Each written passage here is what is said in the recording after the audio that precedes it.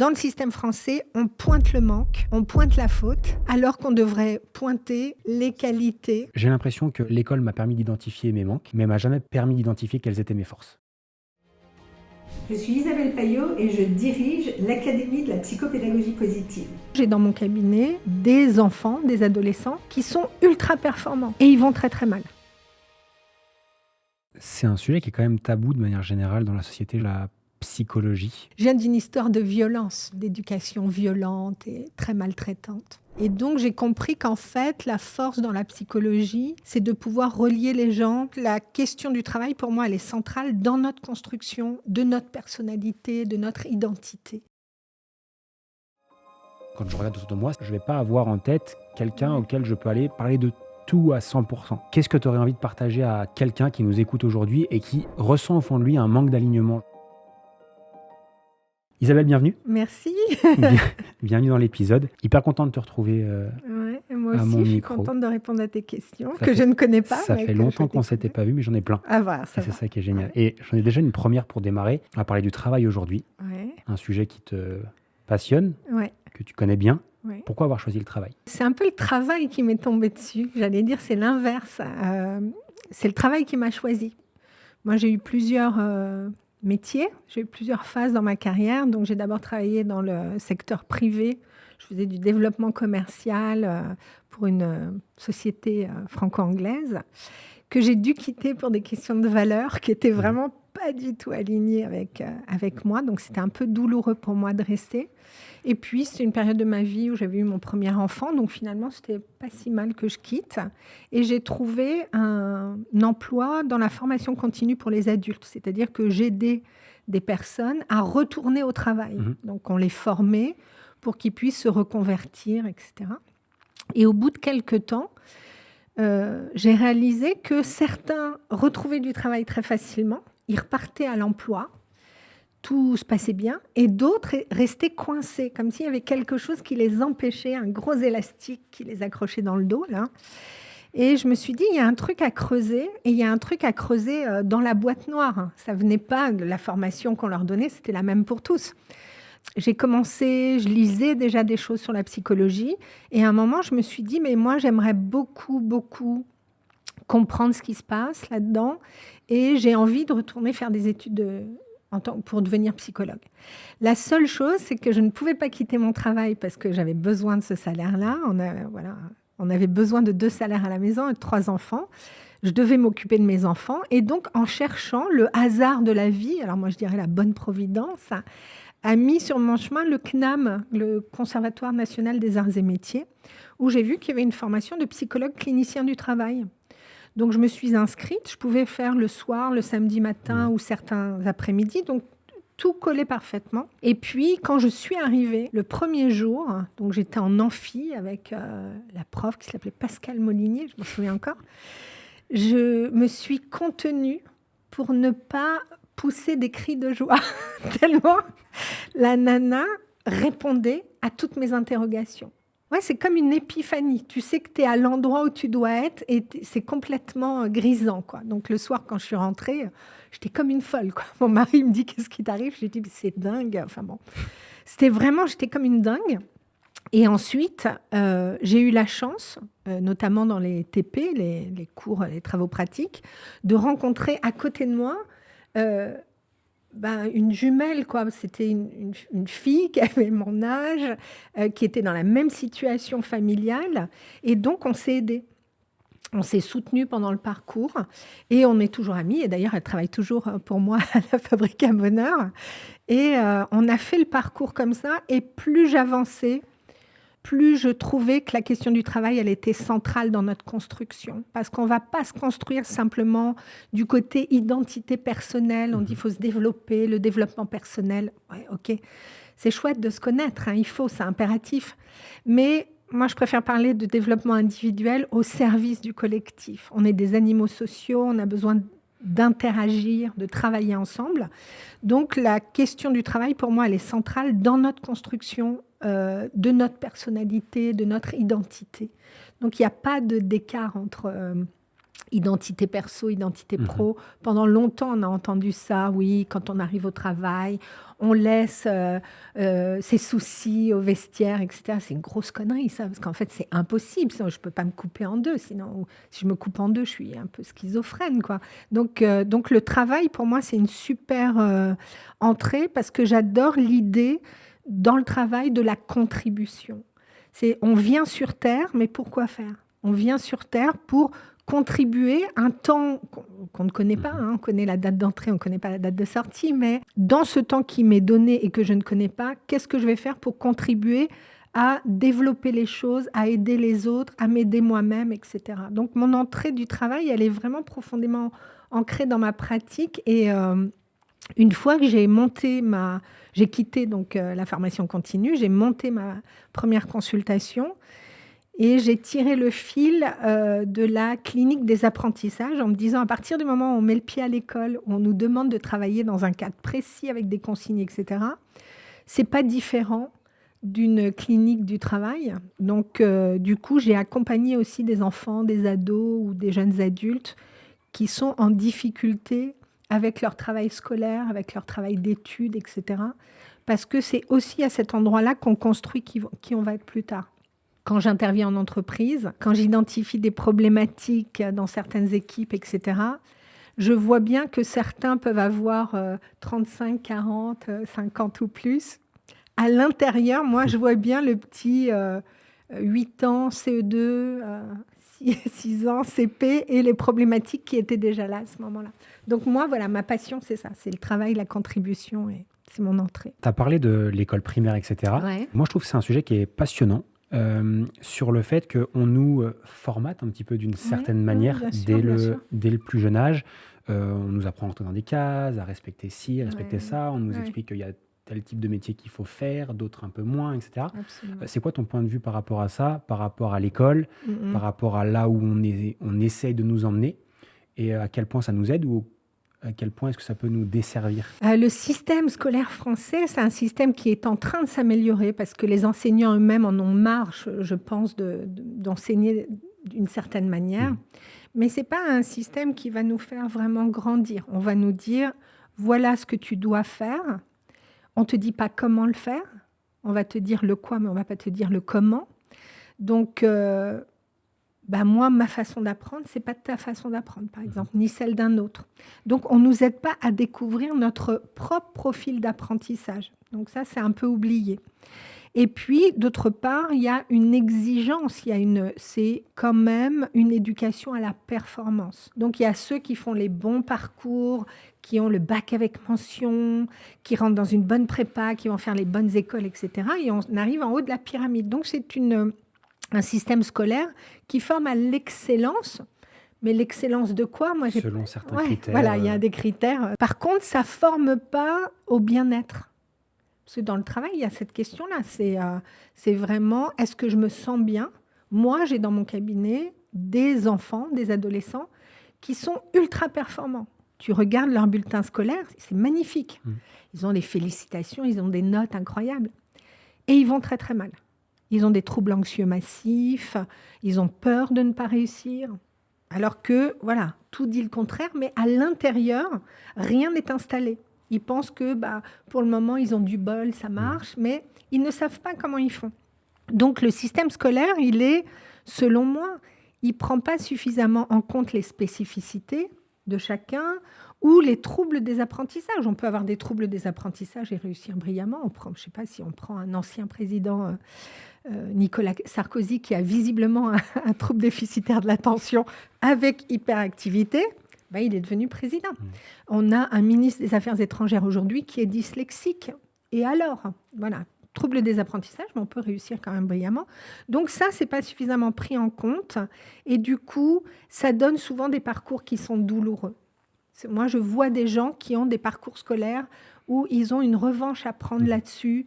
Ça a été douloureux. Même s'ils ont bien réussi, il y a quand même toujours une douleur qui reste. Et donc, c'est pour ça que j'ai écrit sur la pédagogie positive, du coup, en disant on peut atteindre le même objectif, faire en sorte que les gens réussissent sans les briser en chemin. sans les casser, en mettant de la bienveillance. La bienveillance, ça va avec exigence aussi, en mettant des outils nouveaux d'apprentissage, notamment des outils de pensée visuelle Ouais. pour que ce soit plus facile, etc. Donc, il y a d'autres façons de faire qui prennent en compte une approche tête-cœur-corps, parce qu'à l'école, on est, même au travail, on est un peu que dans la tête. Si on veut, on peut, et si on peut, on doit. Mais parfois, on veut et on ne peut pas. Moi, par exemple, je voudrais être, je sais pas quoi, danseuse étoile à l'Opéra de Paris. Ben, pas dans cette vie-là, c'est pas possible. Physiquement, je peux pas, j'ai passé l'âge, etc. Donc, quand on veut, on peut, c'est un peu une bêtise aussi qu'il faudrait... Selon toi, qu'est-ce qui serait pertinent justement au niveau du système éducatif? Comment est-ce qu'on pourrait s'améliorer là selon toi, ton point de vue? Est-ce que tu as déjà vu avec les personnes que tu aides? Il y a une partie de l'activité sur la fabrique à bonheur où on va former ce qu'on appelle des praticiens en psychopédagogie positive. Parmi ces gens-là, certains sont enseignants et rapatrient ça dans leur classe. Donc, c'est des gens qui vont être très attentifs à la question émotionnelle. C'est-à-dire, je peux avoir très bien travaillé, très bien mémorisé mon cours. Si émotionnellement, je suis en panique, je ne vais pas pouvoir répondre correctement. Donc, ils vont créer en classe des situations où on va apprendre avec joie, on va apprendre de façon ludique, mais on va apprendre, on va travailler quand même. Et puis, on va mettre en place un cadre le plus sécurisant possible, où je sais que je peux exister, ce que je vais dire n'est pas forcément, même si c'est une erreur, on ne va pas me dire « Ah là là, tais-toi, tu ferais mieux de te taire si tu n'as rien d'autre d'intéressant à dire ». L'erreur va être constructive, etc. C'est des toutes petites choses à changer. Vraiment, il n'y a pas grand-chose à changer. Et il y a aussi à modifier la question qui est que, en règle générale, dans le système français, on pointe le manque, on pointe la faute, alors qu'on devrait pointer les qualités en disant « Waouh, cet élève-là, quand il est là, il arrive à faire du lien social. » Exactement un truc que je voulais te dire juste avant. Alors ça, c'est issu juste de ma propre expérience perso, mais que j'ai l'impression que l'école m'a permis d'identifier mes manques, mais m'a jamais permis d'identifier quelles étaient mes forces. Oui, c'est ça. Et mes forces, j'ai dû les découvrir sur le tas, en fait. Après, dans le monde du travail, justement, et par chance, je commence à en découvrir certaines. Mais en tout cas, l'école, jusqu'à mes 18 ans, tout simplement parce que j'ai arrêté l'école à 18 ans, ne m'a jamais permis d'identifier clairement, voilà, quelles sont mes forces, avec quoi je peux me démerder, en fait. Et on ne va pas valoriser des qualités qui sont très, très intéressantes, tu vois.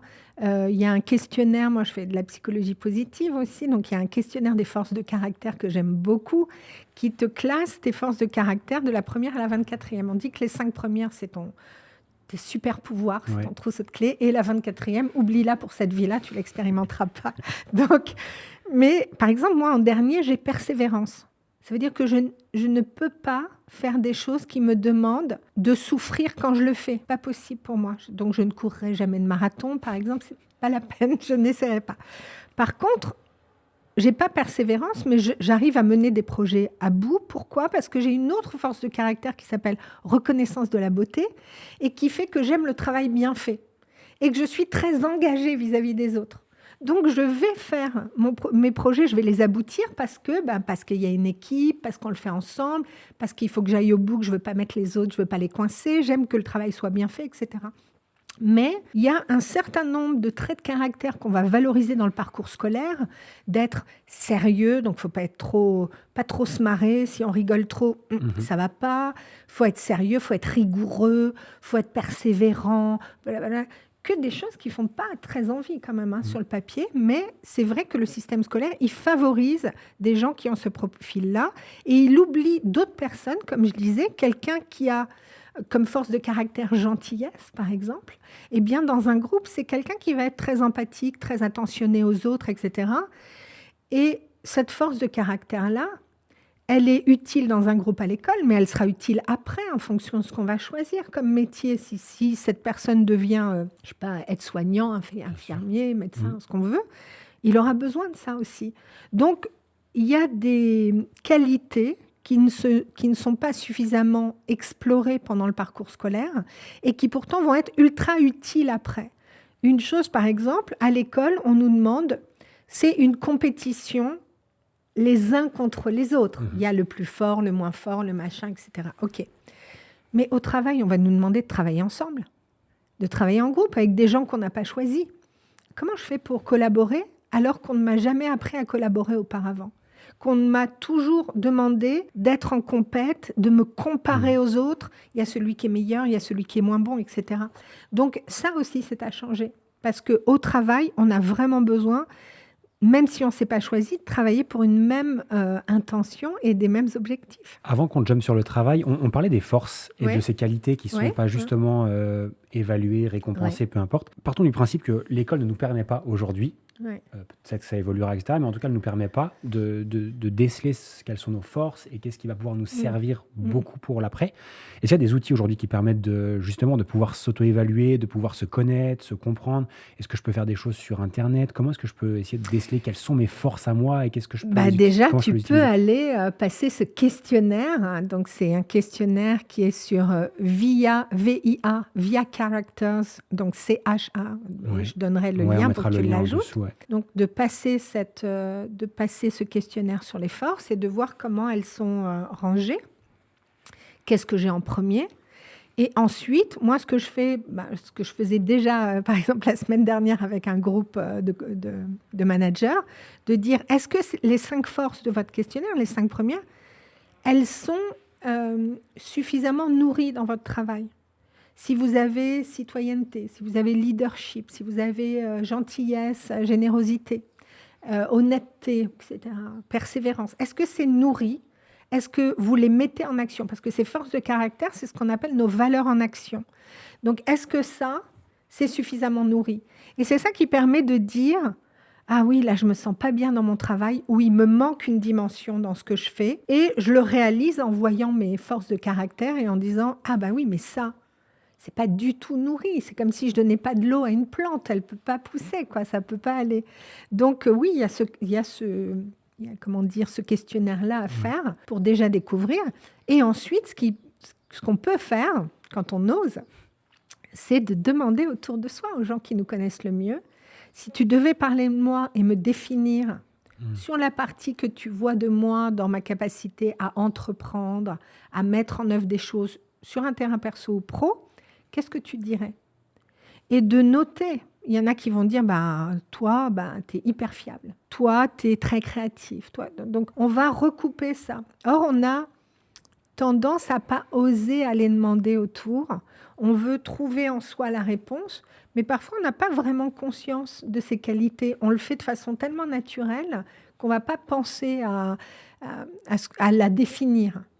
Et c'est les autres qui vont dire, mais moi, depuis que je te connais, je t'ai toujours vu faire ça de telle façon et je trouve que chez toi, il y a telle qualité, telle compétence, etc. Et souvent, on se dit, ah ouais, c'est vrai. Mais on le voit dans le regard de l'autre. Je te rejoins là-dessus. On avait fait un exercice une fois dans un groupe d'entrepreneurs qu'on a en commun.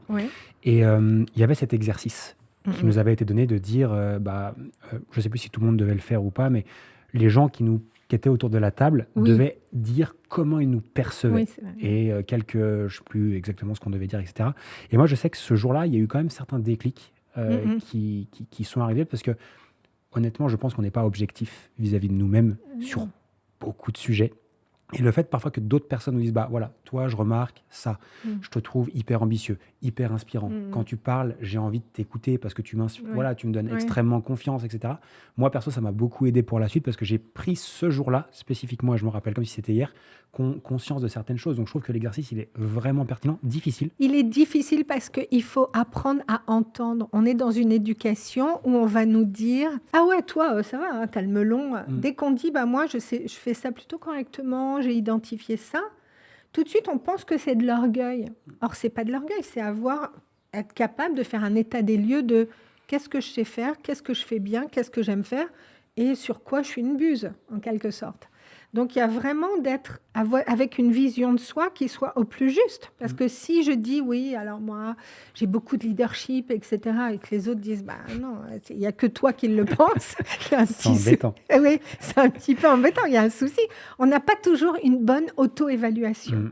Donc, il y a un moment où on va devoir s'auto-évaluer parce qu'on nous a souvent mésestimés ou dévalorisés, ou en tout cas, on n'a pas mis en avant, comme on disait tout à l'heure, l'école ne nous permet pas de mettre en avant nos forces.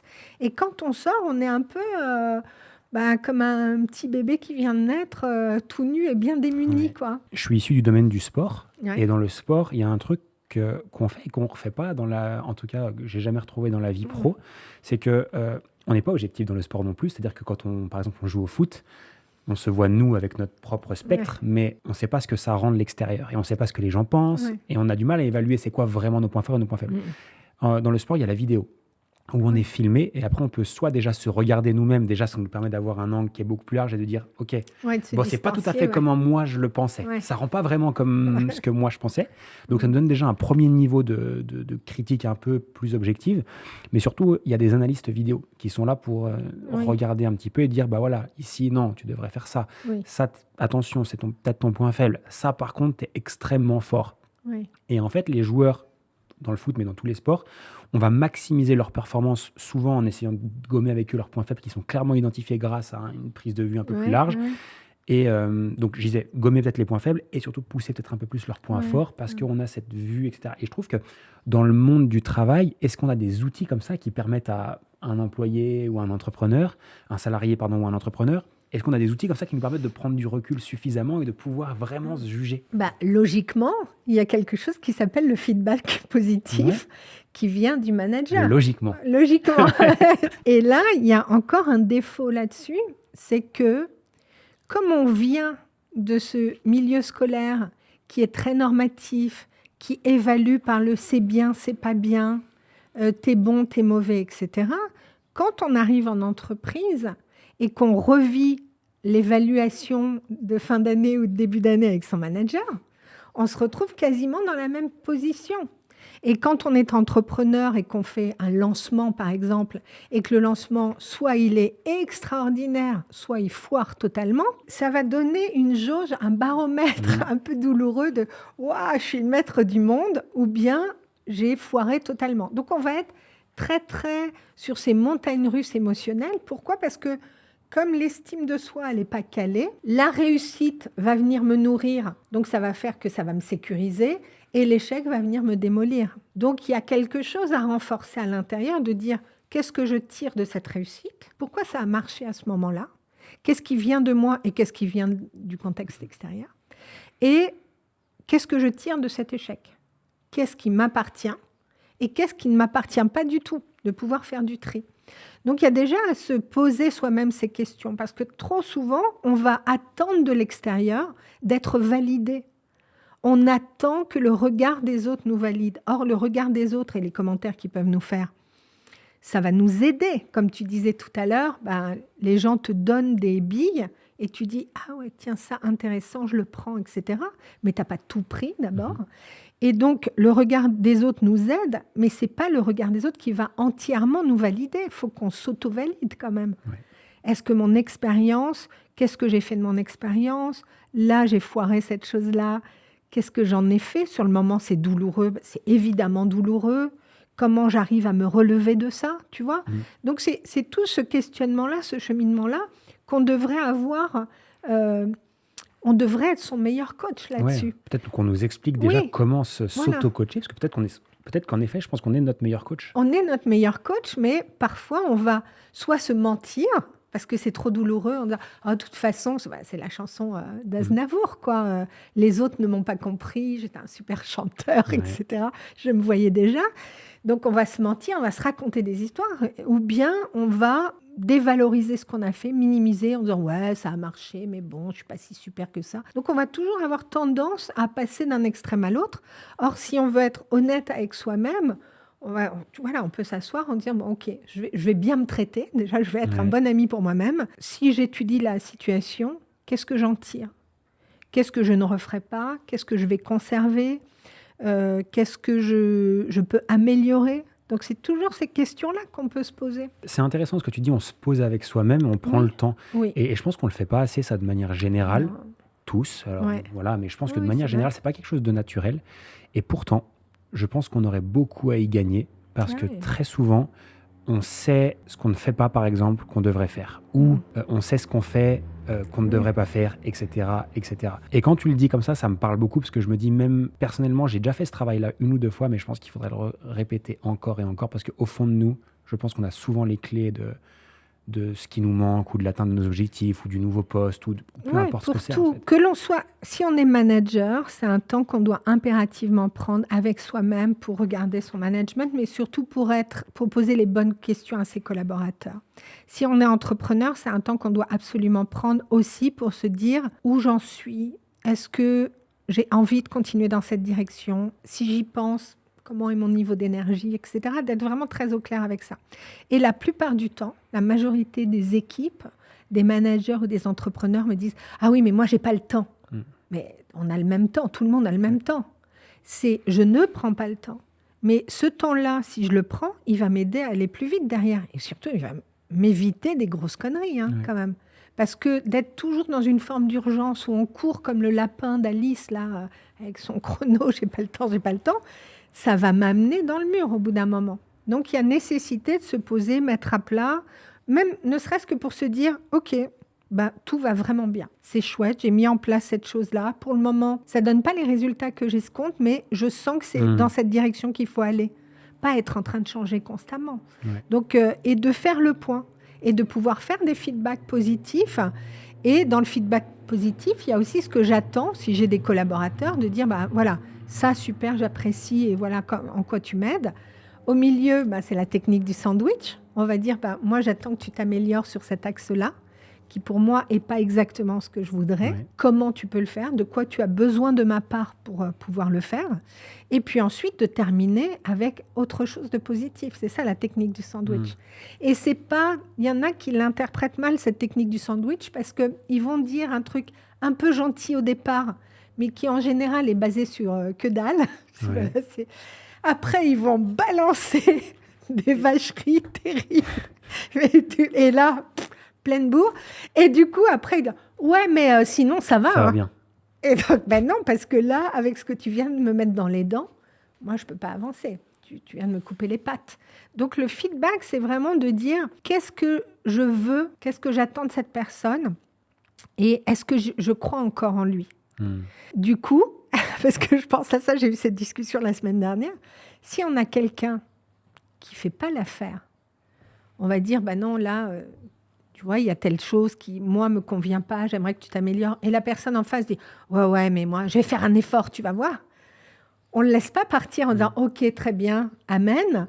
Non, d'accord, tu vas faire un effort, on se revoit dans un mois, et puis on évalue ça. Et au bout de ce mois, on peut se dire, je suis désolée, on ne va pas continuer ensemble. Il vaut mieux être franc, même si ça fait mal, et de le dire de façon à libérer l'autre pour qu'il aille mettre son potentiel ailleurs où il va certainement s'éclater et soit se libérer de ces contraintes-là.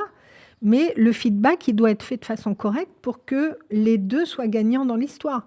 Et trop souvent, moi, je me rends compte que finalement, sans récupérer ce qu'on avait vécu à l'école, on le traduit en langage entreprise, business management et on fait la même merde, quoi. Ouais, en fait, donner une évaluation et un constat...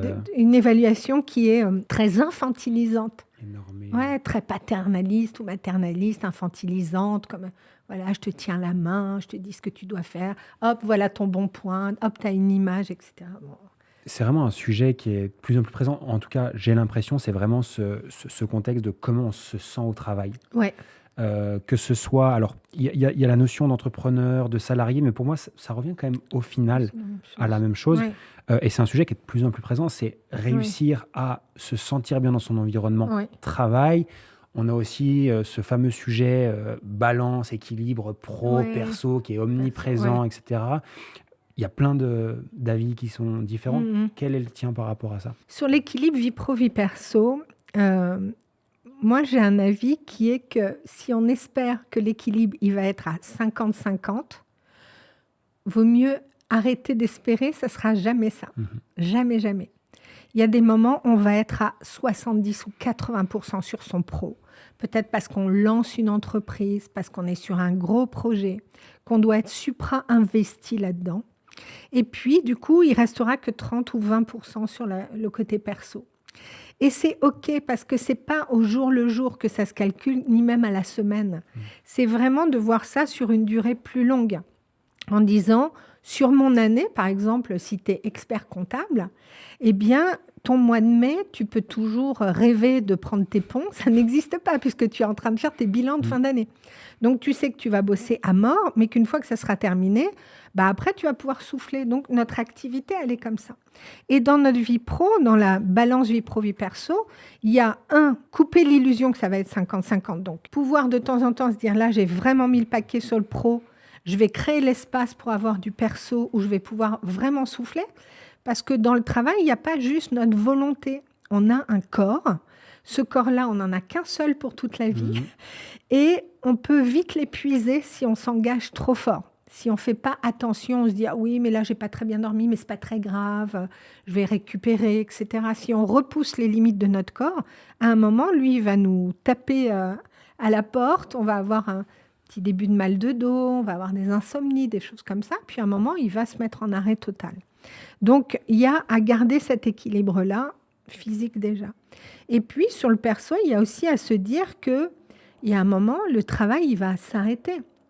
Soit parce que je vais revendre mon entreprise, soit parce que mon entreprise ferme, je vais être en transition, soit parce que il y a un moment où on s'arrête, on est à la retraite. Et donc, si je n'ai pas rempli ma vie perso d'autres intérêts, de passion, qui peuvent être du sport, de la lecture, d'aider les autres, d'être dans des associations, etc. Si je n'ai pas d'autres activités, parce que le travail, ce n'est pas seulement du travail rémunéré, c'est l'activité, comment j'agis, comment je contribue pour les autres. Et bien, si j'ai rien d'autre, je vais m'effondrer. C'est-à-dire qu'en dehors de mon habit, de mon identité, de mon costume pro, j'aurai rien. Je suis une coquille vide. J'ai rien d'autre. Donc, il y a à trouver cet équilibre-là. On peut, et c'est génial, moi-même, je me sens très, très bien dans mon travail. J'envisage absolument pas d'arrêter, quoique il faudrait que je commence à y penser un peu, mais je n'ai pas du tout envie. Mais j'ai d'autres choses à côté. J'ai d'autres passions qui m'alimentent et qui font que je pourrais faire la transition rapidement. Donc, il y a déjà ça. L'autre chose au quotidien, c'est de se dire, si je suis au travail, il ne va me servir à rien de me sentir coupable parce que je n'assiste pas au spectacle de fin d'année de la petite dernière. Si j'avais voulu assister au spectacle de fin d'année de la petite dernière, je me serais débrouillée dans mon emploi du temps pour dire, là, désolé les gars ou désolé les filles, je ne serai pas là. Il y a une priorité pour moi qui est celle-ci. Ça ne sert à rien, une fois que j'ai choisi d'être du côté du travail, de me dire « Oh là là, je me sens coupable, je ne suis pas assez là pour les miens, etc. » blablabla. Ça, c'est une question d'organisation. Donc, si je suis au travail, je suis au travail. Si je suis à la maison, je suis à la maison. C'est-à-dire que je vais pouvoir couper mon portable pro et dire « Non, je ne vais pas répondre aux mails qui semblent urgents, parce que l'urgence des autres, c'est pas la mienne forcément.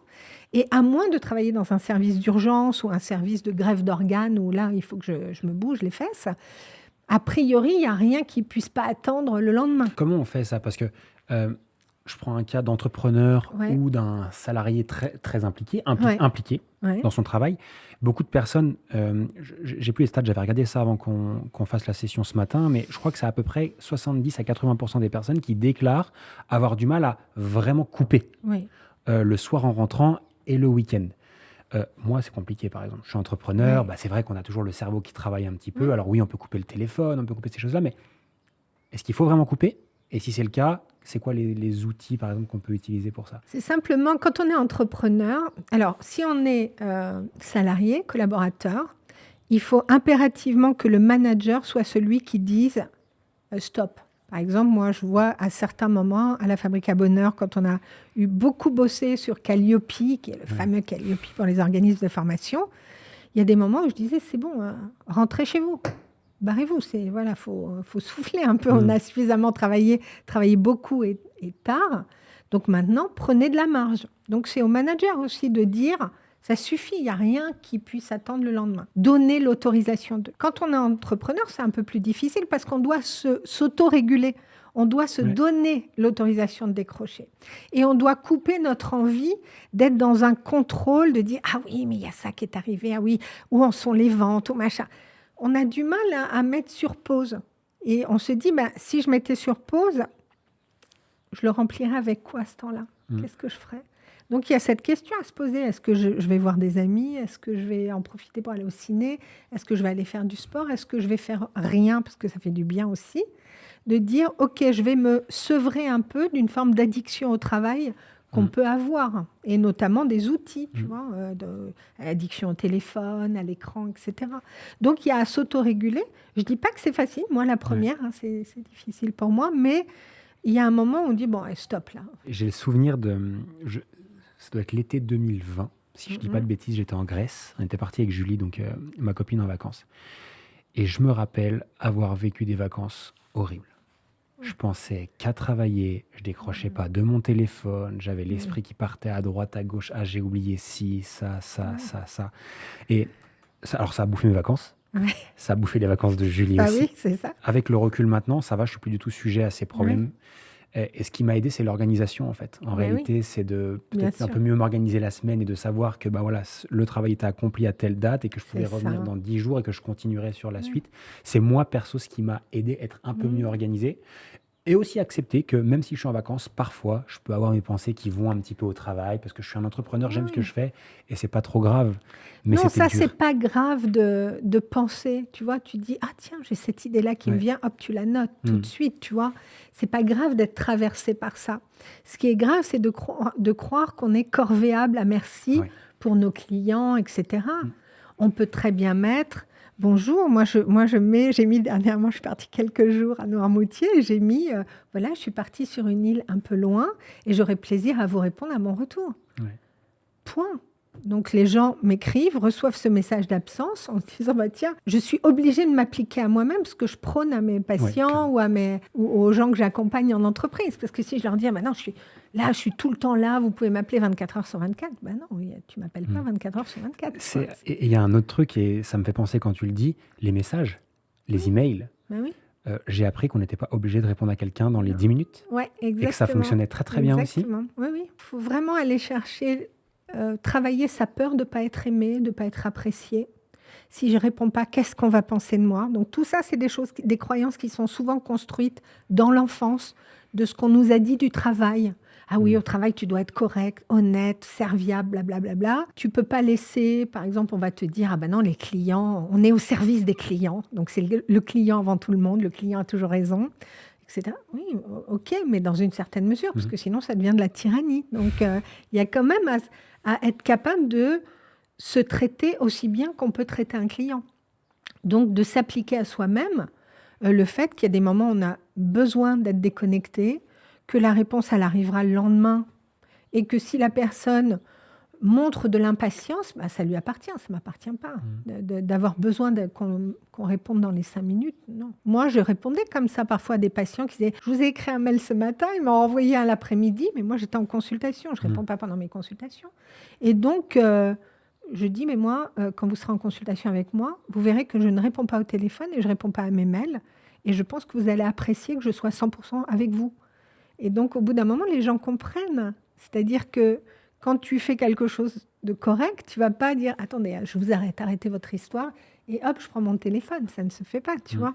Donc, on doit mettre de l'organisation qui va nous permettre de pouvoir, par moment, se ressourcer, se protéger et développer une partie personnelle de nous. Qui on est, qu'est-ce qu'on a envie de faire, quelle passion on a. Peut-être que si on a la passion de s'asseoir sur un banc dans un parc à écouter les petits oiseaux, c'est chouette aussi. On n'est pas obligé d'être toujours dans produire quelque chose. On peut être juste dans être et apprécier, tu vois. Donc d'aller chercher sur les deux terrains, parce que ce que je vais jouer de moi au niveau personnel et ce que je joue de moi au niveau professionnel, ça se rejoint. Donc je vais construire qui je suis et je vais m'aligner avec quelqu'un où au fur et à mesure, je vais me dire, bah, tiens, je m'apprécie en tant que personne. On ne m'a pas renvoyé ça enfant, forcément dans le système éducatif, mais tout d'un coup, je réalise que je peux mettre des choses en place, que je les réussis. Parfois, je les loupe, mais je ne vais pas non plus me blâmer. Je vais tirer des conclusions de mes erreurs, etc. Et je vais commencer à me construire et à être alignée avec des valeurs, avec une mission, avec une vision, etc. Qu'est-ce que tu conseillerais là, par exemple, s'il y a quelqu'un qui écoute ou ça pourrait être un de tes patients Ouais.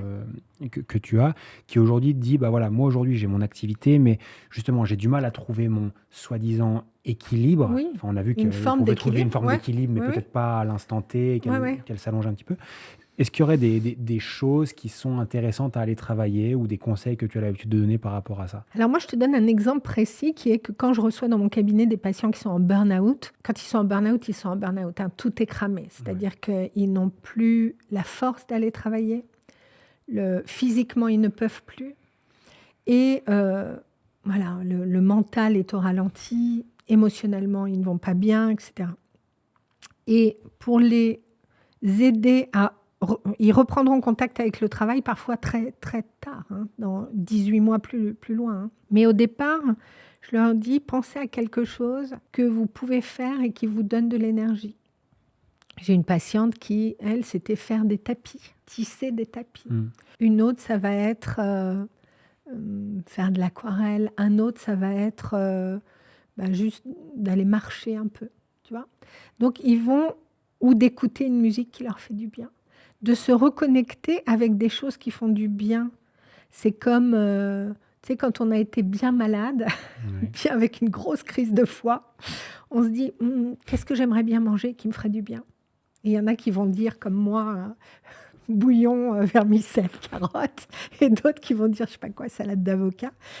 Eh bien, c'est la même chose. C'est-à-dire qu'il y a vraiment à aller chercher qu'est-ce qui me fait du bien quand je le fais. Est-ce que c'est dessiner? Est-ce que c'est jouer au foot avec mes enfants? Est-ce que c'est regarder une émission qui m'intéresse? Est-ce que c'est tisser des tapis, etc. C'est d'aller chercher quelque chose qui faisait vraiment du bien. Et souvent, c'est des choses qui nous faisaient du bien aussi quand on était enfant. Tu vois, je sais pas quoi, de bricoler des petits trucs dans la forêt. Bon, c'est d'aller se reconnecter à cette source-là où il reste encore un peu d'énergie. Et quand on trouve ça, on trouve ces lieux de ressourcement, on trouve sa manière de faire qui va nous permettre de nous rééquilibrer toujours. Mais parfois, on a laissé ça de côté. On oublie qu'on aimait faire ça. Mon fils m'a offert il n'y a pas longtemps pour, c'était quoi, Noël, je crois, un atelier de poterie. Et ça m'a, mais immédiatement, donc j'ai passé 3 heures à faire un petit pot à crayon. J'étais trop fière. Et donc vraiment, mais je me suis rendu compte que pendant ces 3 heures-là, je ne connaissais pas les gens qui étaient autour. J'interagissais un peu, mais en fait, je m'en foutais un peu. Moi, j'étais là pour vraiment travailler la terre. Et je me suis rendu compte que ça m'avait vraiment coupé complètement de toute autre préoccupation. J'avais les mains qui étaient en train de modeler. Et en fait, ça m'a replongée. Enfant, j'ai eu la chance, entre 6 et 14 ans, d'être dans un atelier créatif où on faisait du modelage, de la sculpture, de la peinture, du fusain, enfin plein de trucs. Et où étaient mélangés des enfants petits, des plus grands, des ados. Voilà. Ça faisait un peu fin des années 70, tu vois. Il y avait une liberté là-dedans, une liberté créative qui était vraiment géniale pour moi. Et quand j'ai refait cet atelier de poterie, je me suis dit, ah voilà, ça y est, j'ai touché du doigt vraiment ce qui me nourrit. Donc, je pense que chacun d'entre nous, on peut aller chercher cette chose-là. C'est hyper intéressant ce que tu viens de dire. Ouais. J'avais jamais pensé à cette approche-là. Ouais. Et quand tu le dis, je revois des choses que je recommence à faire maintenant où je m'étais dit, ah tiens, ça me plaît bien. Ah tiens, par exemple, moi j'ai arrêté le foot qui m'a construit. Le côté social m'aidait beaucoup. Comment est-ce que je peux retrouver ce côté social d'une manière ou d'une autre C'est ça, Et c'est hyper intéressant de le revoir comme ça. Mais si on prend quelqu'un que tu as reçu dans ton podcast et qu'on connaît bien, qui est Romain Collignon, lui, il fait des Legos. Ouais. Il construit des Legos. C'est ce qu'il nourrit, tu vois. Et on peut se dire, oh là là, c'est quoi ce truc de Lego? C'est plus un petit garçon. Non, c'est pas ça. C'est autre chose là-dedans qui se joue et qui vient vraiment le ressourcer. Il y a une passion. C'est pas seulement une passion, c'est quelque chose qui donne de l'énergie, qui permet de se poser, etc. Pour d'autres, ça va être du jardinage. Pour d'autres, voilà, d'aller chercher quel est l'endroit qui tout d'un coup me reconnecte à quelque chose de très profond avec moi, qui va me redonner de l'énergie et qui va me permettre de couper un peu avec la question du travail qui, même si elle est passionnante, moi je fais un métier qui me passionne infiniment, ça peut quand même être envahissant. Bien sûr, sans qu'on s'en rende compte parfois. Oui, sans qu'on le réalise, c'est sûr. Et justement, alors si on plonge maintenant dans l'aspect travail, parce que là on a parlé du perso, se ressourcer, etc. Le travail, c'est quelque chose de très très vaste. C'est un sujet qui peut ne jamais s'arrêter, mais qui façonne notre vie. En général, parce que si on regarde bien, on grandit, on a le travail de nos parents, c'est ça. on est un petit peu, on sait ce qui se passe au travail de nos parents, on grandit comme ça. Derrière, on se demande qu'est-ce qu'on va faire de notre vie, on se projette déjà sans même trop s'en rendre compte. Derrière, on arrive dans le monde du travail, qu'on continue jusqu'à 60, 5, 4, 7, 3, 7, 8, voire pour certains encore beaucoup plus loin, par choix, par envie, etc., etc. Donc ça montre que c'est quand même quelque chose de très très important. Aujourd'hui, quelle est ta vision, toi, par rapport à ça, et quelles sont les choses importantes dans le travail qu'on décide de faire, et encore une fois qu'on soit salarié ou qu'on ait sa propre entreprise? Quand j'accompagne les groupes, j'aime bien les faire réfléchir à ça en disant prenez un instant juste pour vous rappeler qu'est-ce que vous vouliez faire comme travail quand vous étiez petit. Alors, il y en a certains, moi j'ai des petits qui disent je veux être éboueur pour courir après le camion, mari de Rihanna, enfin il y a des trucs comme ça, ou préfet, parce qu'on joue de la musique pour le préfet, enfin il y a Père Noël pompier, mon fils voulait être Père Noël pompier par exemple, ou ma fille marchande de glace, pour les manger surtout. Donc on va se rendre compte que quand on est enfant, on va choisir des métiers qui sont des métiers très concrets, très pratiques. On va être boulanger parce que le boulanger il est en face, il fait des bons croissants. On va être dentiste parce que notre dentiste est gentil. On va être mécanicien parce que notre oncle est mécanicien. Personne n'a jamais dit dans mon cabinet je veux être auditeur qualité, par exemple. C'est parce qu'on c'est plus rare. C'est beaucoup plus rare, c'est même inexistant, parce qu'on n'a pas la main là-dessus. Donc, il y a des tas... Parfois, on fait un métier qu'on n'avait pas du tout envisagé, parce qu'il n'existait pas. Tu vois, moi, j'ai un fils qui est data scientist. Quand moi, je me suis formée, ça n'existait pas, puisque Internet n'était même pas là. Donc voilà, donc on va toucher du doigt cette chose-là, la représentation qu'on a eue du travail. Et puis, autour de cette question du travail, que nous disaient nos parents? Est-ce que nos parents revenaient en disant « Ah là là, ça fait chier, c'est dur, et cette espèce de patron qui me casse les pieds, etc. » Donc, comment le travail était valorisé? Qu'est-ce qu'on nous disait là-dessus? Et puis, on nous a parlé du travail scolaire, effectivement, en disant « Il faut que tu travailles bien » pour avoir un bon métier. On ne sait pas ce que bon métier veut dire, ni bien travailler, on ne nous dit pas ce que c'est. Mais on comprend qu'il y a un gros enjeu là-dessus, un gros enjeu de réussite, de réussir dans la vie. C'est vraiment de réussite sociale en quelque sorte. Donc j'ai un bon salaire, une grosse maison, une grosse bagnole, etc. Donc j'ai réussi. Bon. Mais est-ce que j'ai vraiment réussi? Est-ce qu'à l'intérieur de moi, j'ai la sensation que ce que je fais a du sens? Est-ce que c'est aligné avec mes valeurs? Est-ce que je sens que je suis à ma juste place? Je te racontais tout à l'heure mon parcours. Moi, quand je suis partie faire de la formation continue pour les adultes, au début, j'étais à ma juste place parce qu'en termes de valeurs, je me disais d'aider des gens qui connaissent le chômage et qui ont envie de se former pour repartir. Moi, je crois vraiment au fait qu'on peut se former toute notre vie. Eh bien, ça avait beaucoup de sens. Et puis, tout d'un coup, les règles ont changé parce qu'on me disait il faut sélectionner des gens qui peuvent être financés par ex-Pôle emploi, les ACDIC. Et donc, tout d'un coup, il fallait que je trie les CV. On n'était plus dans la même dynamique. J'étais plus sur les personnes. J'étais voir, nous, notre intérêt de pouvoir faire rentrer des sous dans la structure. Et ça a commencé à plus trop me convenir. Et je me suis sentie mal. Et j'ai eu besoin d'aller chercher aussi au CNAM des réponses. Mais quand j'ai trouvé cet endroit-là, l'endroit où je me suis dit, ça y est, je suis arrivée à la maison. Donc ce fameux moment où tu dis, j'ai cette sensation où je me dis, waouh, c'est ça. C'est ça que je veux faire. C'est ça que je dois faire, que je veux faire. Et je commençais à sentir, même si je n'avais pas complètement la légitimité, mais de me dire, c'est là où je vais me sentir utile. Ça a du sens pour moi. Il y a quelque chose qui vibre, etc. C'est ça qu'il faut nourrir. Et après seulement, tu vas dire, ah oui, ok, je comprends pourquoi je suis devenue psychologue. C'est pas un hasard. Quand on fait des choses, on va souvent le relier à une expérience vécue, qui est souvent une expérience vécue de l'enfance. Ça a à voir avec plutôt des blessures de l'enfance, des choses qu'on veut réparer. Moi, c'est la partie réparation qui m'importe dans le fait d'être psychologue. Je sais très bien ce que je suis venue construire et réparer, d'abord pour moi, mais que je ne répare pas sur le dos de mes patients, que je répare à côté en travaillant, mais d'amener de connaissances, de lumière, etc., pour éviter que des choses que j'ai pu vivre se reproduisent. Qu'est-ce que toi, tu es venu réparer dans ce métier-là ? Moi, je suis venue amener c'est un métier de parole, la psychologie. C'est donner du sens, mettre de la parole sur des choses qui n'ont pas de sens pour les autres. Donc, on va questionner, une personne arrive, ou bien même en groupe, quand je fais de l'analyse de pratique, ou que ce soit en entreprise, partout, c'est faire en sorte que les gens s'écoutent vraiment, s'entendent vraiment. Ça ne veut pas dire être d'accord, ça veut dire entendre l'autre en disant « Ah oui, je ne suis pas du tout de son avis, mais j'accepte qu'il puisse le dire et ça ne vient pas me prendre quelque chose. » Et ce n'est pas contre moi, c'est pour lui qu'il dit cette chose-là. Donc, ça répare cette histoire d'être vu et de communiquer à l'endroit où on est, d'être accepté comme on est, avec la personnalité qu'on a.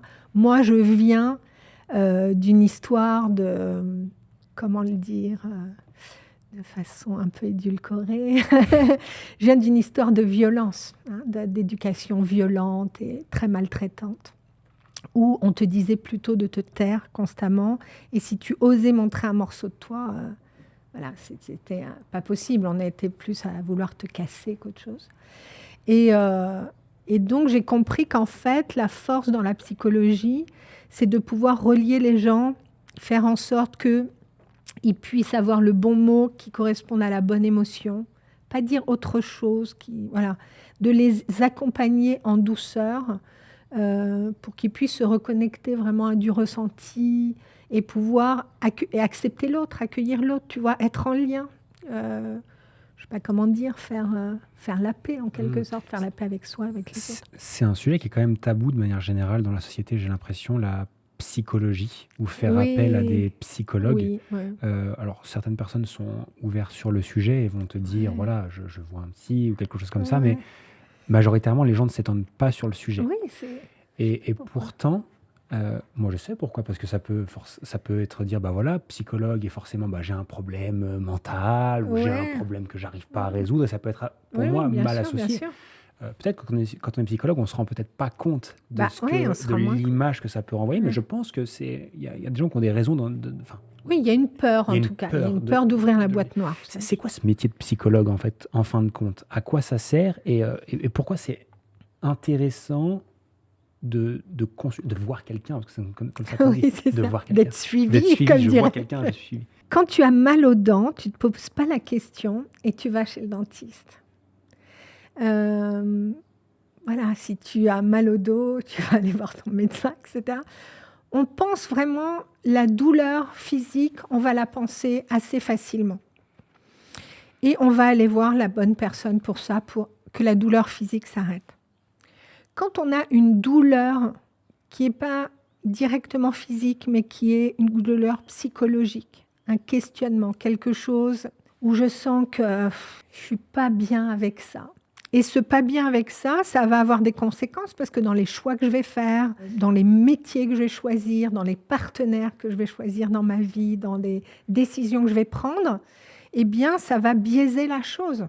Tu vois, je vais à chaque fois peut-être avoir l'impression de merder, de prendre les pieds dans la... C'est quoi cette douleur ? Comment je me rends compte que j'ai ça ? Eh bien, en fait, c'est vraiment une sensation, pour certains, ça va être une sensation de vide ou d'insatisfaction permanente. Un stress, ça marche ? Oui, le stress aussi, un stress permanent, mais quelque chose qui dit...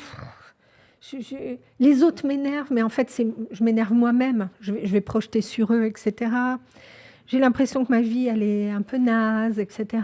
Ou bien, je sens bien que j'essaie de faire des choses pour avoir une reconnaissance, peut-être de la part de mes parents qui ne me la donneront jamais, par exemple. Donc, c'est cet état un peu de mal-être.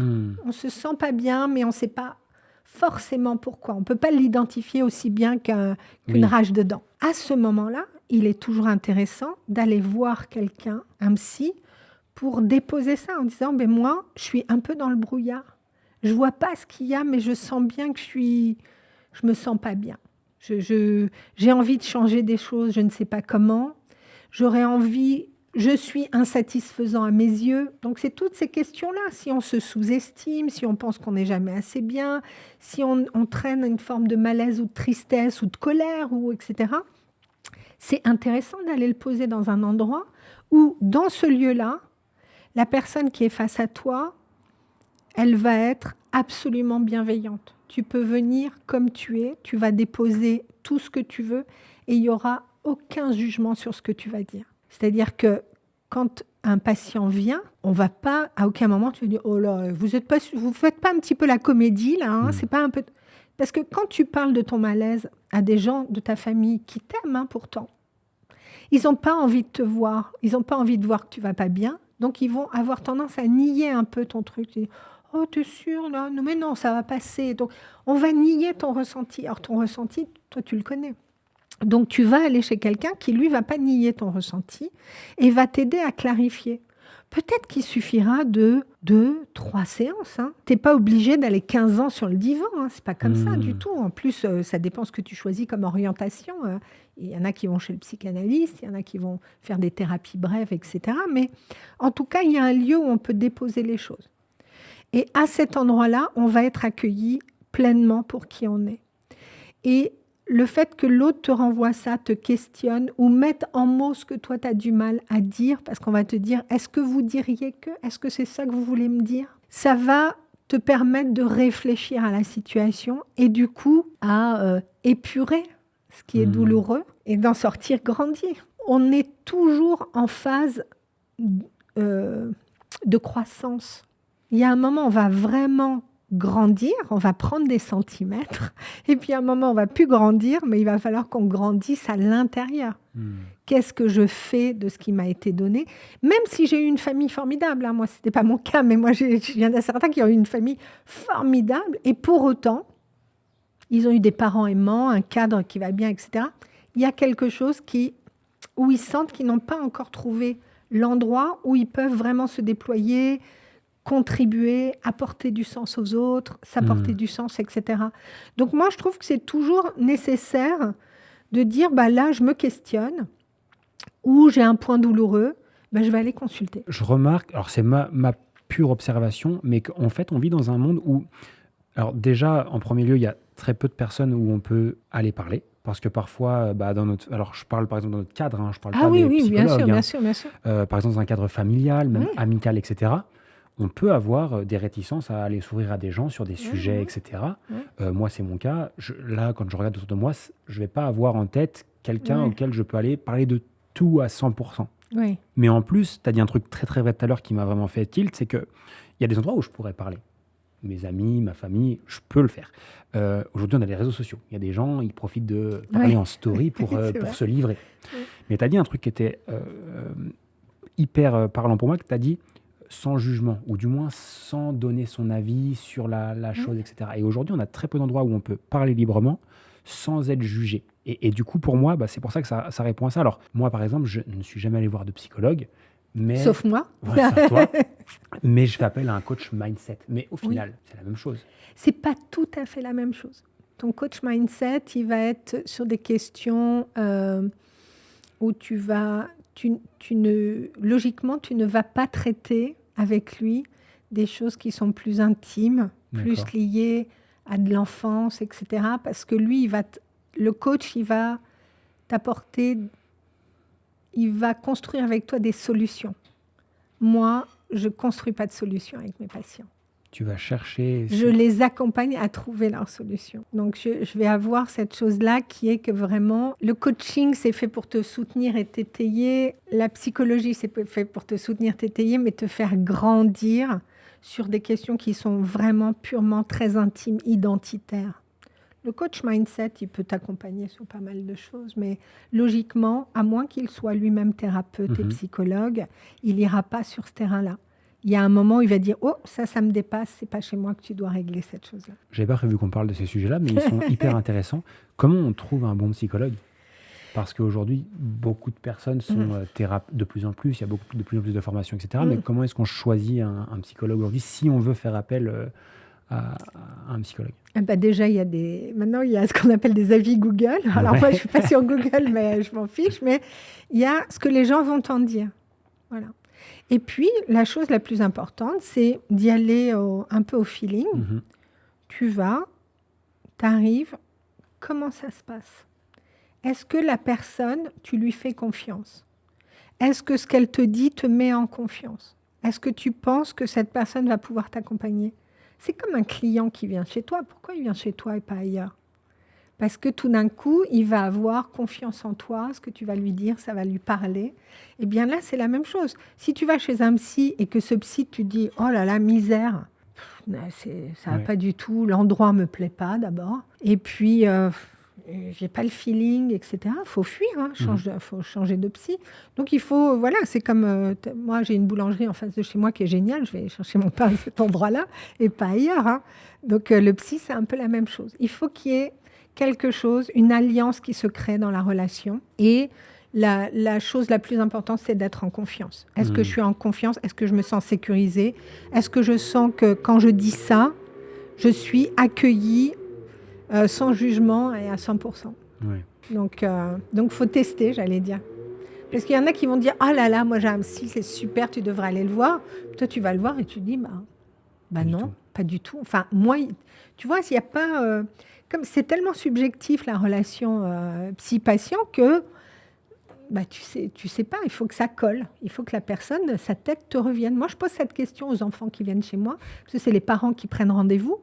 Et après, je dis, avant de prendre rendez-vous, un deuxième rendez-vous, est-ce que tu souhaites revenir? Est-ce que ma tête te revient? Et donc, parfois, ils rigolent. Et je dis, non, mais il faut que tu me dises vraiment. Ils disent, oui. Je dis, alors ça va. Je dis, très bien. Parce qu'il n'est pas question qu'ils reviennent alors que... Voilà, il se sentirait mal avec moi, tu vois. Hyper intéressant cette notion de confiance. Oui, mais la confiance, ça vaut pour tout. Tu vois, quand je fais travailler des gens ensemble en entreprise en disant qu'est-ce que c'est que travailler ensemble, c'est pas être des super potes, hein. C'est développer des liens de coopération et de confiance. Peut-être que mon collègue, je trouve qu'il écoute de la musique pourrie, j'irai jamais boire une bière avec lui, voilà. Mais je lui fais confiance professionnellement. Je lui reconnais des qualités professionnelles qui font que j'ai totalement confiance en lui et l'inverse va être vrai. C'est ça, les liens de collaboration. Et c'est d'abord basé sur la confiance, hein, pas sur l'amitié, pas sur on est potes ou quoi que ce soit. Hein. Et donc, dans un travail psy, c'est exactement la même chose. Je jump sur la notion de travail à nouveau, bien que tout soit lié, mais tu parles de confiance au travail, etc. Mais est-ce que la confiance, au final, c'est pas... un des moyens extrêmement simples d'être heureux et épanoui dans ce qu'on fait au quotidien quand on a confiance avec les gens avec qui on travaille? C'est le socle du bien-être au travail. C'est-à-dire que si j'ai un environnement de travail qui est sécurisé, je sais que si j'ai un souci, je peux demander à un tel, qui peut être mon supérieur hiérarchique ou mon collègue, etc. Et on ne va pas me renvoyer à moi-même. Donc, c'est sécurisé, je sais ce que je dois faire, je connais les objectifs, on a construit une intention commune et je me sens bien. Je ne vais pas me faire agresser non plus, parce que voilà, il y a des endroits comme ça où on peut être maltraité. Et donc, si mon environnement est sécurisant, c'est une première couche, c'est comme dans la pyramide de Maslow. Hein. Et ensuite, il y a la question de la confiance. Est-ce que je fais confiance aux gens avec qui je travaille et est-ce qu'eux me font confiance? Ça va dans les deux sens. Hein. Donc, est-ce que moi, je leur fais confiance? Est-ce qu'eux me font confiance? Et quand ce socle est posé, là, j'ai tout le terrain pour me déployer en me sentant bien, en sentant que je suis utile. Ça a du sens, je contribue. Il y a des endroits où on te dit si c'est pas toi, on s'en fout, on te vire, on mettra quelqu'un d'autre. Mais c'est illusoire, parce que ce quelqu'un d'autre, c'est pas toi. Il peut faire la même chose que toi, mais pas de la même manière que toi. Donc, en fait, c'est comment on est unique, et on se reconnaît unique, mais en contribuant dans un groupe, dans un collectif. C'est pour ça que je disais à un moment, le développement personnel, c'est bien, mais je trouve que c'est un peu auto-centré. Alors qu'un développement individuel, en disant comment je fais pour me connaître moi-même, mais pour ensuite être au service du groupe, c'est là où je vais me sentir le mieux. Et donc, on va me faire confiance. C'est comme dans une équipe de foot. Tu prends une équipe, il suffit d'analyser les équipes qui ont gagné les Coupes du Monde dernièrement. L'équipe de France qui a gagné la Coupe du Monde, que ce soit celle de 98 ou plus récemment. Ça marche pourquoi? Parce que tu n'en as pas un qui ressemble à l'autre et ils sont tous au service les uns des autres. À leur manière. Parce qu'il y en a un qui va te filer le ballon et que tu pourras tirer le but. C'est ça qui va te faire gagner. Ce n'est pas toi tout seul parce que tu es le roi du monde, tu vois. Donc, le travail, c'est exactement la même chose. On doit pouvoir s'inspirer du sport collectif et de voir que quand on met nos égos à la bonne hauteur, pas trop développés, mais pas sous-développés, au service de tout le monde, et qu'on a des liens de confiance, le travail, ça va être un lieu d'éclate absolu. Qui doit encadrer ça et qui doit promouvoir ça justement dans les entreprises? Est-ce que c'est le salarié qui doit arriver avec déjà ce bagage de se dire comment est-ce que je contribue et comment est-ce que tous ensemble on se tire? Peut-être qu'il y en a parce que c'est des leaders. Est-ce que c'est les managers? Est-ce que c'est les chefs d'entreprise qui doivent inculquer ça le plus rapidement possible? Est-ce qu'il y a il y a vraiment... L'idéal, c'est quand ça se fait quand c'est un management inclusif, où vraiment on va avoir de la diversité dans les profils, et puis où chacun va pouvoir amener une pierre à l'édifice. Mais pour que ça fonctionne, il faut bien qu'il y ait un manager. Et le manager, il va donner le ton, mais il ne donne pas le ton parce qu'il est tout puissant, il veut le pouvoir. Il donne le ton parce que c'est comme un chef d'orchestre, en quelque sorte. L'orchestre, il peut jouer tout seul, sans le chef d'orchestre. Ils ont leur partition, ils peuvent jouer tout seuls.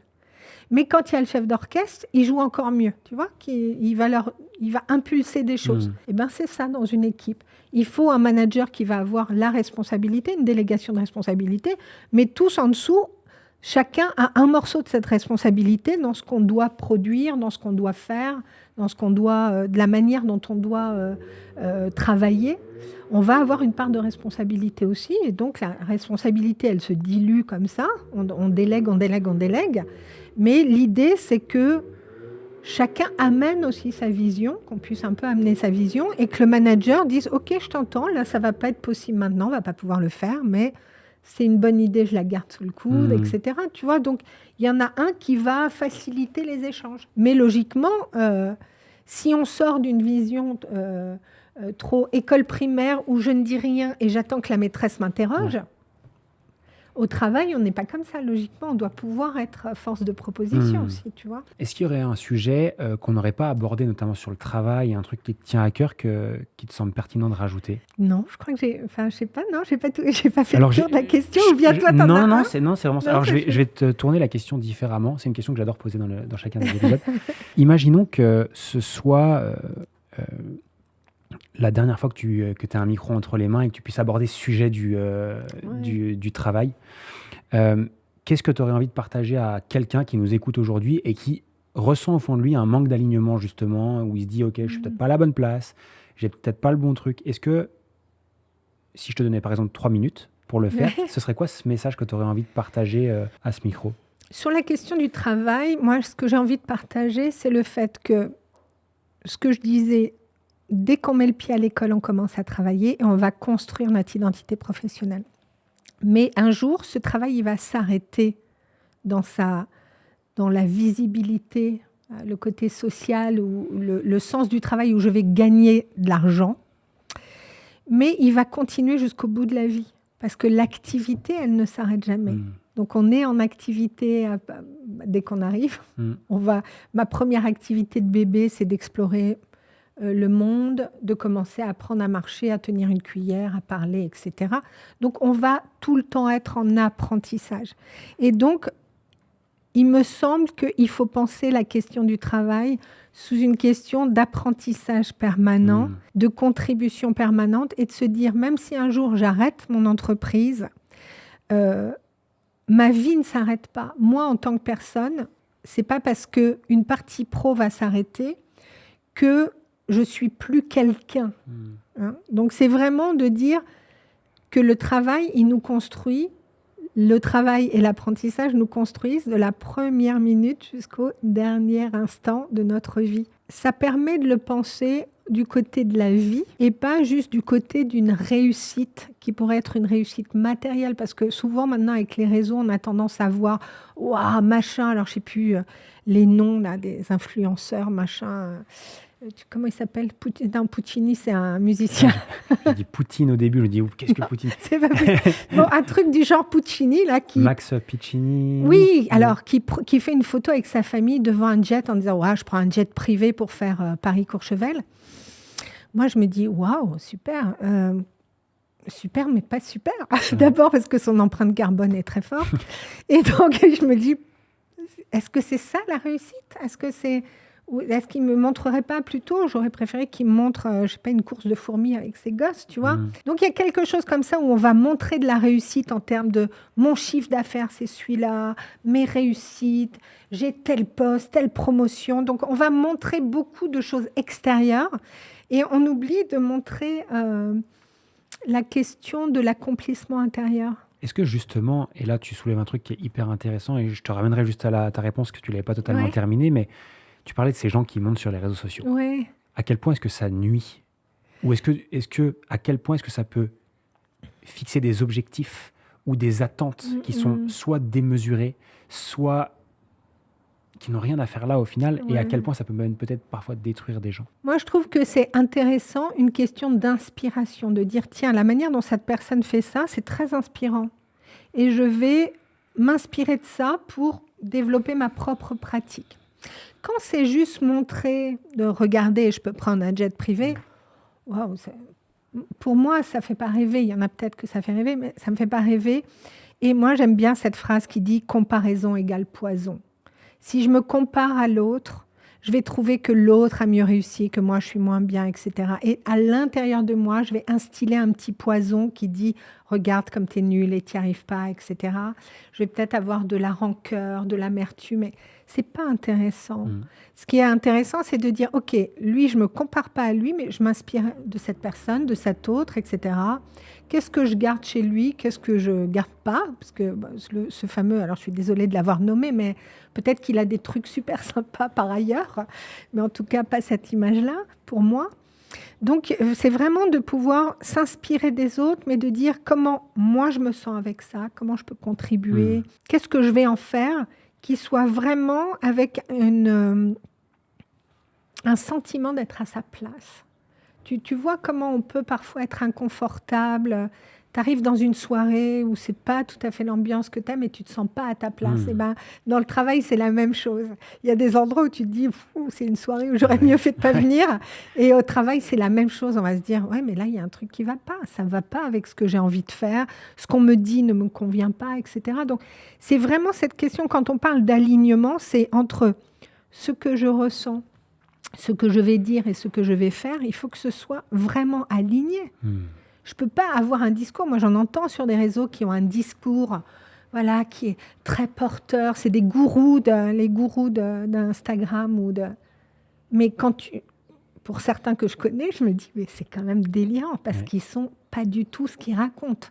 Et c'est effrayant. Et ça, c'est un désalignement. Et ça, c'est un désalignement massif. Donc, il y a vraiment cette question-là d'arrêter de se raconter des histoires et d'être honnête avec soi-même. Franchement, les réseaux sociaux, pour moi, c'est un vrai fléau par rapport à ça, justement, parce qu'en fait, on vient montrer des choses qui deviennent en fait soit des normes, ou ça crée des attentes chez les gens qui sont souvent désalignées, parce qu'en fait, la vie de quelqu'un d'autre ne peut pas être alignée à la tienne, c'est juste impossible sur le papier.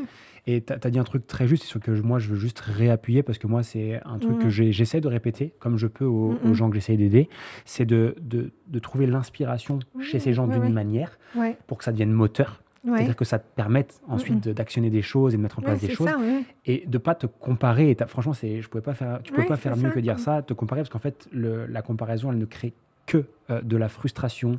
Tu te positionnes quoi qu'il arrive en dessous de cette personne-là et tu ne peux pas juste attendre ce que tu as envie. Donc, tu vas te mettre en dessous de cette personne et tu vas te mettre au-dessus d'autres en disant oui, mais eux, regarde, les pauvres, c'est minable ce qu'ils font. Et ce jugement-là, c'est pas très joli, quoi. C'est pas super de juger qu'il y en a qui sont au top et d'autres qui sont des pauvres gueux.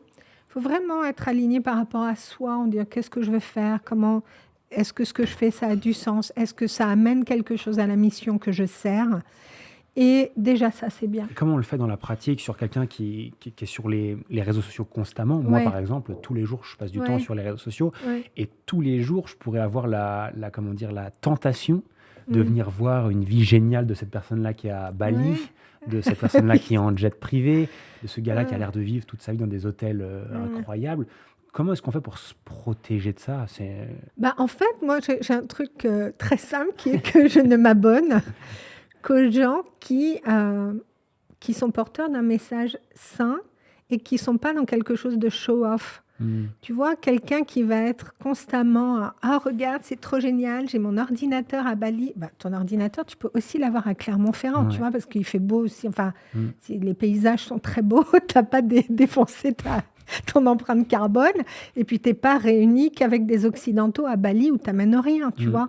Donc, je suis un peu extrême sur cette question-là, mais c'est vrai qu'il y a vraiment de dire... Si il m'annonce ça, qu'est-ce qu'il me raconte vraiment dans ce qu'il me dit? Donc moi, je ne m'abonne qu'à des gens qui sont inspirants pour moi, alignés. Et dès que je sens que c'est trop regardez comme c'est merveilleux, je m'abonne pas, quoi. Je ne suis pas des comptes qui vont pas me nourrir. Tu vois, je prends que de l'info. Alors, c'est une vision du monde. Ça veut dire qu'il y a des choses que je vois pas, mais que j'ai pas envie de voir. Je vais pas me nourrir avec de la même manière que je mangerai pas des choses qui ne font pas du bien. Et comment tu fais quand tu n'es pas abonné, mais que tu tombes sur des pubs, par exemple? Eh ben, je les supprime. Je mets, D'accord, ok. voilà, moi je supprime parce que l'algorithme te demande ça. Et donc, je dis pas pertinent, inapproprié, foutez-moi la paix. Donc, et en fait, j'ai de moins en moins je me laisse pas pourrir par l'extérieur ou par ce qu'on voudrait pour moi, tu vois. Moi, par exemple, je peux avoir, compte tenu de mon âge, des choses sur aller faire un bilan auditif. Mais merci, mon audition marche très, très bien. Tu vois. Donc, moi, je me désabonne en disant non, ça ne me concerne pas, quoi. Je ne suis pas concernée par ce truc-là. Non, mais c'est vraiment un sujet que je trouve intéressant de discuter avec toi là-dessus. Parce que même, par exemple, dans le travail, on pourrait très bien voir des choses sur Internet avec des gens qui t'expliquent moi, j'ai eu une augmentation de temps parce que j'ai utilisé telle stratégie. Moi, je suis devenu manager et du coup, je gère la boîte. Et toi, d'un coup, tu te dis moi aussi, c'est ce que je veux faire. Voilà. Non, je pense qu'il faut vraiment choisir ses sources d'inspiration. Et puis, tu vois, on parlait du mastermind dans lequel on s'est rencontrés. Mais moi, j'étais OK sur le fait qu'il y avait plein de noms qui étaient cités que je connaissais absolument pas et que je connais toujours pas. Je peux être entrepreneur, je suis chef d'entreprise et il y a toute une partie de l'activité qui m'intéresse pas. Donc, je vais pas m'abonner à des gens qui sont soi-disant hype ou les cool guys, etc. Ça ne m'intéresse pas, tu vois. Donc, je vais choisir mes sujets, je vais choisir les personnes pour que vraiment ça m'inspire et que ça ne me donne pas des complexes en me disant « Ah, purée !» Parce qu'ils ont toujours l'air de bien réussir, mais tu ne sais pas ce qu'il en est exactement. C'est une Pauline Sarda que j'adore qui dit quand les gens te disent « J'ai fait 1 million de chiffre d'affaires », elle dit « Ouais, d'accord, mais c'est quoi ton bénéfice ?» Parce que si tu fais 20 000 balles de bénéfice avec 1 million de chiffre d'affaires... Pas très sexy. Voilà, va travailler ta gestion financière, tu vois. Donc, faut faire attention à ce qu'on nous donne à manger sur les réseaux. Il y a du tri à faire. Et puis, on voit aussi, c'est toujours cette question-là, moi je reviens à la question du corps, le niveau d'énergie. Quand je regarde ça, est-ce que ça m'inspire? Est-ce que ça me fait monter mon niveau d'énergie? Ou est-ce que ça, au contraire, ça me bouffe et je me sens moins bien, tu vois? Ouais, se protéger et aussi s'écouter au final. Ouais, c'est ça. Isabelle, merci beaucoup pour... Merci, Lohan. S'il y a des gens qui ne te connaîtraient pas et qui voudraient te suivre ou regarder un petit peu ce que tu fais, où est-ce qu'ils peuvent aller? Qu'ils aillent plutôt sur ma page LinkedIn qui est plus orientée professionnelle, parce que ma page Instagram, à part les films que je vois, les livres que je lis et les fleurs de mon jardin, ils verront rien d'autre, mais ça peut les intéresser quand même. Hein. Donc LinkedIn directement? Plutôt LinkedIn, ouais. Okay. Donc sur mon profil Isabelle Paillot. Parfait, je mettrai le lien de toute façon juste en dessous. Merci encore. Merci à toi, j'étais trop contente. À bientôt. Ciao. Salut.